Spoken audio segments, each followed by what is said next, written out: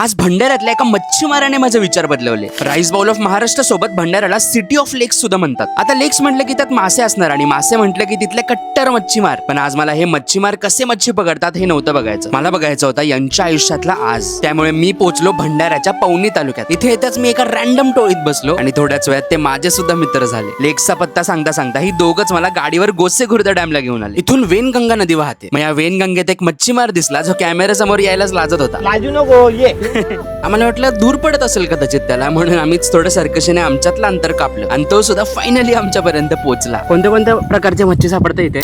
कसा रेटने विकता? 600 रुपये किलो विकतात. त्याच्याशी बोलून सुरुवातीला मला असं वाटलं कसे राहतायत यार हे लोक आणि याच पाण्यातले मासे खातायत. पण तो जेव्हा परत जायला निघाला तेव्हा मी मलाच त्याच्या जागी ठेवलं. लक्षात आलं जर मी इथेच राहत असतो आणि माझं अख्खं घर या एका माशावर अवलंबून असतं तर घंटा मी विचार केला असता ही नदी अशी कशी आणि इथलेच मासे आपण कसे खातोय वगैरे. तो कदाचित मगाशी लाजत नव्हता, तो आनंदी होता, कारण आज त्याला जास्त मासे मिळाले होते आणि आता तेच मासे त्याच्या घरी सगळे पोटभर खाणार होते. कधी कधी दुसऱ्याची परिस्थिती समजायला आपल्याला त्याच्या जागी जाऊन बघावं लागतं आणि हाच होता तो विचार जो साधा मच्छीमार मला न कळत देऊन गेला. एवढे मासे बघून मी फुल जोशात एका हॉटेलात प्रॉन्स थाळी घेतली आणि मस्त ताव मारला. Thanks to all our fisherman. शेवटी जिंकायचं आपल्याला.